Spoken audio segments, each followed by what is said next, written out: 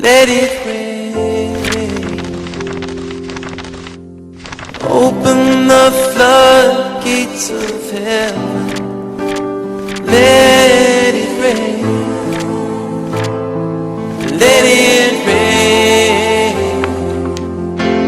Open the floodgates of heaven. Sing out. Let it rain. Let it rain. We bless your name, O Lord, and we confess you that you are the Lord. We bless your name, O Lord, as we confess you that you are the Lord. We bless your name, O Lord, as we confess you that you are the Lord. We bless the name of the everlasting Father, the Lord that is the Almighty, for making it possible for us to be here again today. We give him glory for all that has been doing in the first 10 days of this particular month of February. The Lord has been good to us. He has been teaching us wonderful things from his word. And we know that as he helps us to daily obey his word, this particular year will be loaded with blessings for us in the name of Jesus. Today is Wednesday, the 11th day of February.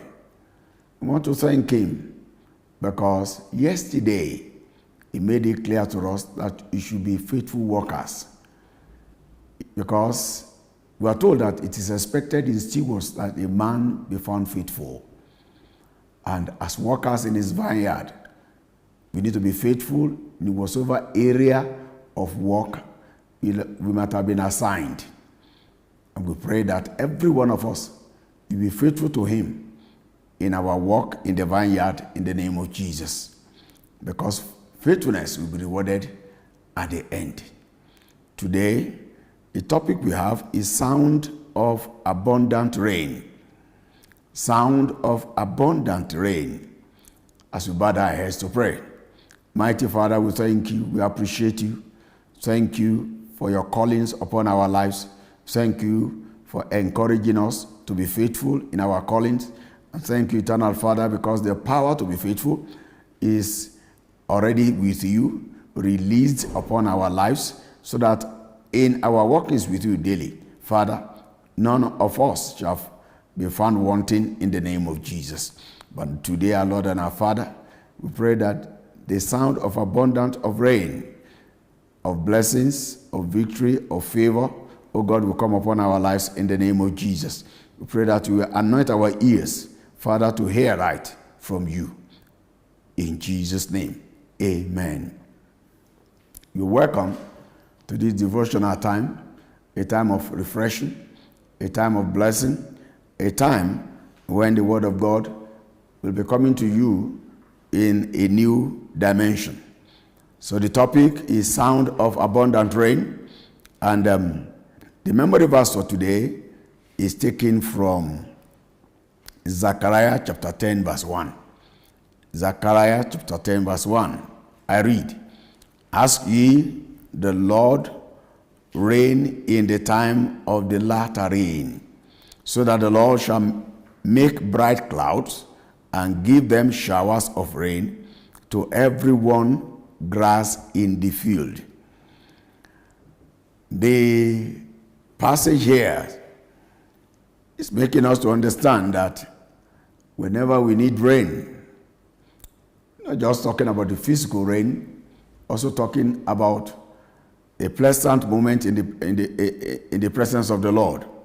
Because we know that the season of rain is a period of abundance when everything will turn green, vegetation all around us will turn green, because it is rain that puts an end to famine. He put an end to dryness. And this passage says, if we want rain, we need to ask the Lord. You want dryness to come to an end in your life? You want famine to come to an end in your life? That is, you want God to rain his blessings. It says we should ask the Lord. It is the Lord that can release the rain of blessings upon the life of man to terminate every dryness. If you have been experiencing this for some time, I want to plead with you. You need to talk to the Almighty God that his rain will come upon your life and come upon every aspect of your life. Is that marriage dry? You need rain from the Almighty God. Are you dry financially? You need rain from the Almighty God. You need rain from the Almighty God to bring wetness, to bring freshness, to bring abundance. You need rain. And I pray that as you listen to this exhortation today, the Almighty God will send his rain upon your life in the name of Jesus. The passage for today is taken from 1 Kings chapter 18, 41 to 45. 1 Kings 18, 41 to 45. And Elijah said unto Ahab, get thee up, eat and drink, for there is a sound of abundance of rain. So Ahab went up to eat and to drink. And Elijah went up to the mount, to the top of Carmel, and he cast himself down upon the earth and put his face between his knees. And he said to his servant, go up now, look towards the sea. And he went up and looked and said, there is nothing. And he said, go again 7 times. And it came to pass at the 7th time that he said, behold, there riseth a little cloud out of the sea, like a man's hand. And he said, go up, say unto Ahab, prepare thy chariot, and get thee down, that the rain stop thee not. And it came to pass, in the meanwhile, that the heaven was black with clouds, and wind, with clouds and wind, and there was a great rain, and Ahab rode and went to Jezreel. This is the passage. Here we could see that Elijah declared, even before the rain came at all, even before the cloud was formed, that he has had a sound of abundance of rain. This makes clear to us that it was just not a natural thing, it was a spiritual thing.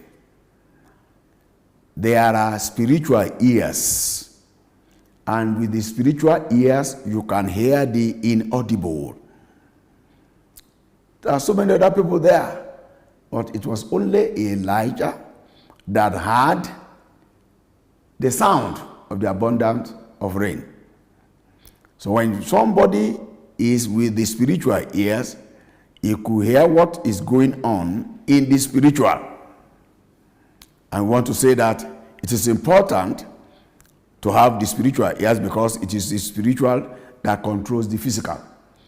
Whenever anything is settled in the spiritual, the manifestation will come in the physical. It will come.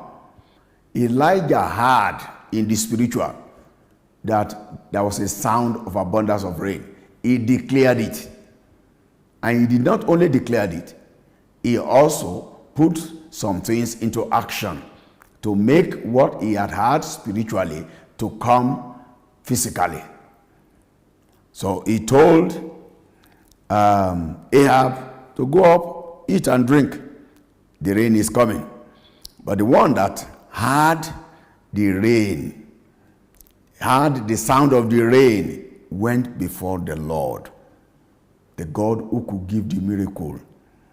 Because prophecy will find its fulfillment in the place of prayer. That is one other thing that we need to know today. Whenever there is a prophecy, it will find its fulfillment in the place of prayer. And we need to pray over every aspect of prophecy that comes to us. We never, like this year 2015, There are a lot of prophecies that God had given.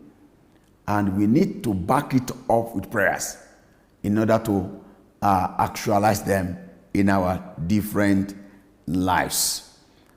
We are told in this particular passage, as Elijah went to pray, he was not just praying, he also backed it up with action. He sent his servant, go and watch. Is there any sign for rain? And he was not tired in the place of prayer. That's why the Bible says, pray without ceasing. Keep on praying. Pray until your joy is full. He prayed. The first time the servant came up and said, no sign of rain. And he said, go again. He went on the seventh time. When he came back to say, I could now see a cloud like the size of the palm of the hand of a man. And there and then he now said, yes, the sign had come. I pray for you that you will never be weary in the place of prayer in the name of Jesus. Every one of us needs to be up and doing in the place of prayer in order to actualize every prophecy that God has given concerning our lives this year, and all those ones that we can even lay claim on in the scriptures. So here, there is a point in the life of every child of God when the appointed time for the fulfillment of a divine promise arrives. There is always a time. Whenever there is a promise that is divine, there will always be a time for it. It will not just happen abruptly. God will always give a time for his own divine promise. As we know that in Ecclesiastes chapter 3, verse 1, the Bible makes it clear to us that to everything there is a season. Ecclesiastes chapter 3, verse 1, to everything there is a season and a time to every purpose under the heaven. The Almighty God has a time for what he has proposed to do. So when there is a divine promise, you should hold on to God for the appointed time to come, because there is always an appointed time. When God gave the promise to Abraham and Sarah, there was an expected, an appointed time for it. I read Genesis chapter 18, verse 14. Genesis 18, verse 14. When God had spoken to Abraham and Sarah, and in verse 12, we are told that therefore Sarah laughed within her, saying, after I am waxed old, shall I have pleasure? And my Lord being old also. And the Lord said unto Abraham, wherefore did Sarah laugh, saying, shall I of a surety bear a child which am old? Is anything too hard for the Lord? As the time appointed, at the time appointed, I will return unto thee, according to the time of life, and Sarah shall have a son. God already had a set time for Abraham and Sarah. Despite all the promises that he had given before, he had given promise in Genesis 12 verse 7. Genesis 12 verse 7. Despite this, he had a time. In that verse 7 of Genesis 12, he said, and the Lord appeared unto Abraham and said, unto thy seed will I give this land, and there builded he an altar unto the Lord who appeared unto him. God had given this promise, and long before this other time in Genesis chapter 18, when he said, at an appointed time, it will happen. He gave the promise in Genesis 12, verse 7. He gave another promise in Genesis 15, verse 3. Even though Abraham was getting old, yet he needed an assurance again. Will this thing happen?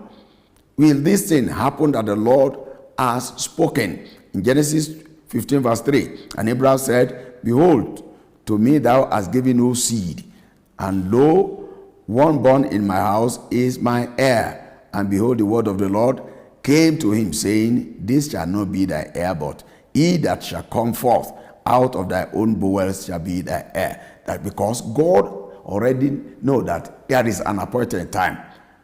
There is an appointed time that he has set for their miracles. So when there is a divine promise, you should also know that there is an appointed time for the fulfillment to arrive. So we know as a matter of fact that the word of the Lord is yea and amen, because it is written. And also we believe that his word is settled in heaven, because also it is written. In Psalm 119 verse 89, Psalm 119 verse 89 says, forever, O Lord, your word is settled in heaven. So we are also certain that heaven and earth may pass away, but a dot of his word will not pass away unfulfilled, because Jesus said that one. Not just a little pass away unfulfilled. Therefore, when there is a divine promise, that promise will surely be accomplished. But the only thing is that there is an appointed time. There is an appointed time. Nevertheless, as the time of the fulfillment of a major prophecy approaches, we may become overwhelmed with suspense and anxiety. As things are lingering in the life of many, there might be the tendency to feel that, will this thing come true? Will it come true like it happened to Abraham and Sarah? They have forgotten it completely. They were even thinking that nothing can come out of this woman or this man anymore. But yet God said, at the appointed time, I will return unto thee according to the time of life. According to the time of life. It seems to be the case with Elijah in today's reading.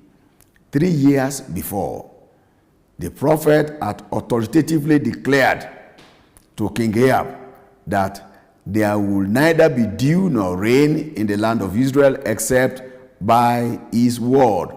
In 1 Kings 17 verse 1, it was there that he declared that as the Lord liveth, before whom he was standing. And this man had a relationship with God to the extent that he made the proclamation that except by my word, there will not be a rain in the land. So within the 3 years following that event, God had answered his various requests, and the victory over the prophets of Baal was still fresh in his mind, because within that 3 years, he was by the brook of Cherith, and he was fed regularly. And after leaving brook Cherith, it was then that he had a contact with the widow of Zarephath. He had also prophesied into the life of the widow of Zarephath concerning provision, and things moved. He was with the widow at those particular years, and things were working fine. And in the course of living with the widow also, the only son of the widow died. There and then again he cried unto God, and God answered him, brought the boy back to life. So things had happened in the course of the 3 years, and much more when he now appeared to Ahab, and there was this contest on Mount Carmel, and God also answered him. It was fresh in him that this God can answer prayers still, and is still in the business of answering prayers.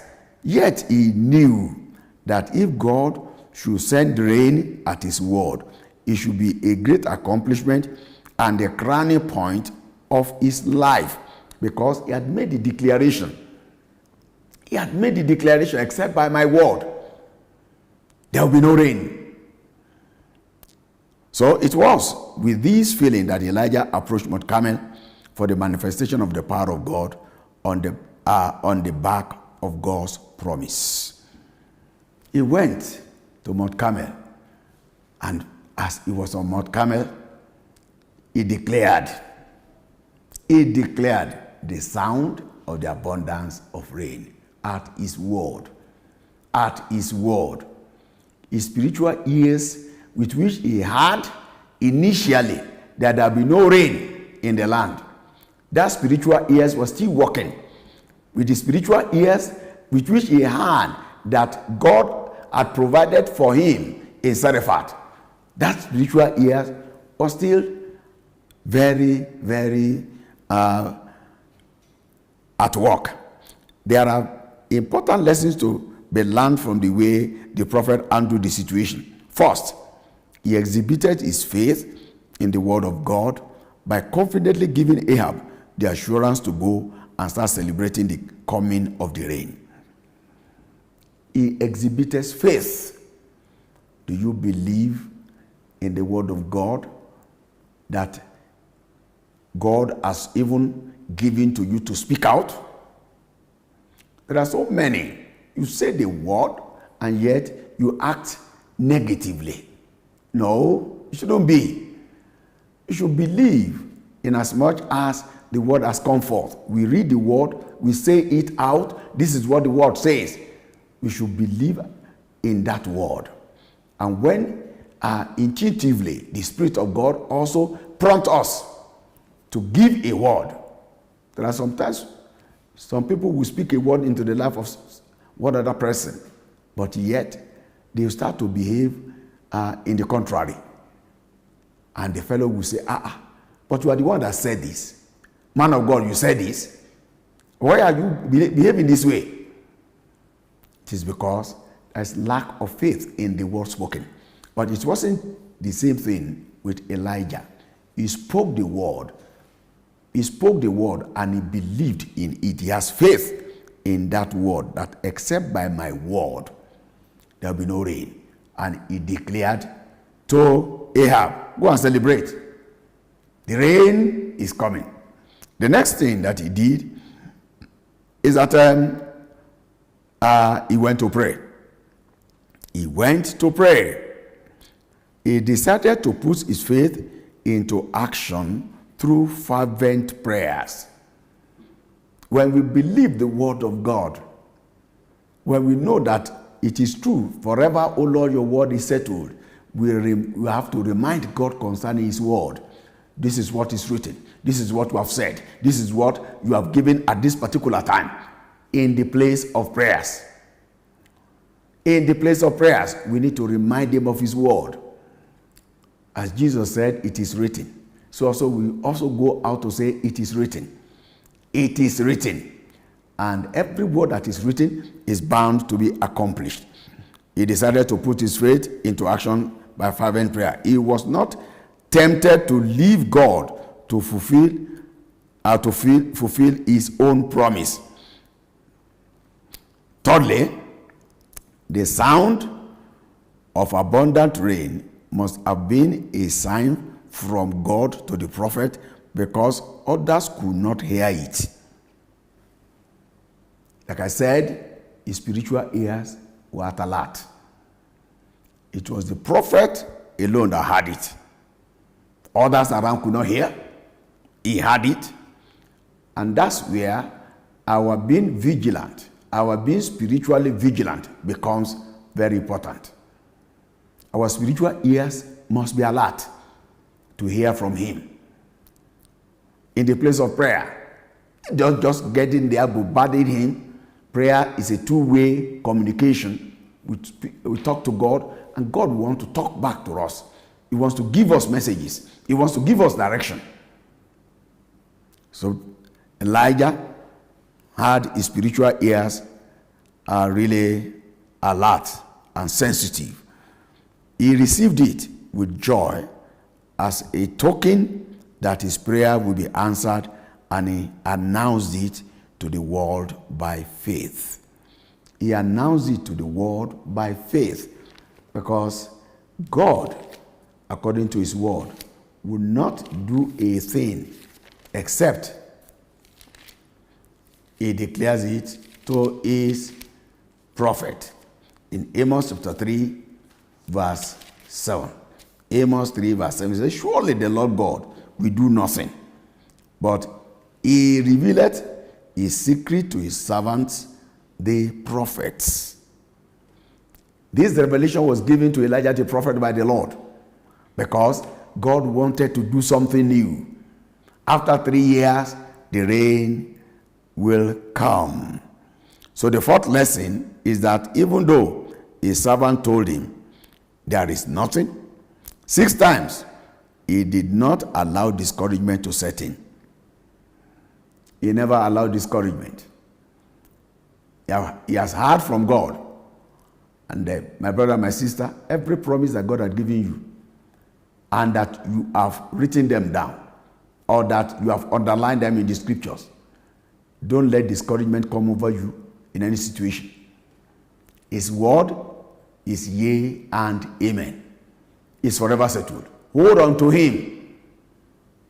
He will fulfill his word and his promises in your life this year in the name of Jesus. Concerning that marriage, hold on to him. The God of Sarah and Abraham is your God. He will do the same. The God of Elizabeth and Zachariah is your God. He will do the same. Are you confronted with any particular challenge at this time? And you have a promise from the word of God to back yourself up in overcoming that particular challenge. Hold on to the word. God is giving you victory. Don't be discouraged at all. Don't allow any aspect, any iota of unbelief. Elijah knew what God told him. He held onto it tenaciously. So finally, Prophet Elijah persevered in the place of prayer. He said to his servant, go again 7 times. He continued to watch and pray, and finally, there was a great rain. As you tarry in the place of prayer this year, the Lord will answer all your requests by fire in the name of Jesus. In the name of Jesus. Always remember this. That Habakkuk chapter 2 verse 3. Habakkuk 2:3 says, for the vision is yet for an appointed time, but at the end he shall speak and not lie. Though it tarry, wait for it, because it will surely come. It will not tarry. It will not tarry. Wait for that particular promise. Wait. Tarry before the Almighty God patiently this particular year, because the Almighty God will bring his promise alive in you in the name of Jesus. God will arise for you as a helper at this time, because Psalm 46 verse 1 says, God is our refuge and strength, a very present help in trouble. Hold on to him. Hold on to him, my brother. Hold on to him, my sister, because he will fulfill his word in your life. And Psalm 62 verse 5 says, my soul, wait thou only upon God, for my expectation is from him. Your expectation is from the Lord, therefore wait on him, and his glory will shine in your life in the name of Jesus. So quickly, we want to bow our heads to pray and say, Father, please let every prophecy and divine promise for my life begin to find fulfillment now in the name of Jesus. Bow our heads and talk to the Almighty God. Please let every prophecy and your divine promise for my life begin to find fulfillment from now in the name of Jesus. Talk to him. Talk to him. As you tarry in his presence, he will fulfill his word. As you wait patiently for him, he will fulfill his word. Tell him, Lord, I wait patiently. I wait patiently for you, God. Fulfill your word in my life. Fulfill your word. Fulfill every prophecy, my Lord and my God, concerning my physical life, concerning my spiritual life, concerning my marital life, concerning my ministerial life. Every prophecy and divine promise, Father, that I've made, Lord, let them start to find fulfillment in the name of Jesus. Talk to the Almighty God. Be specific.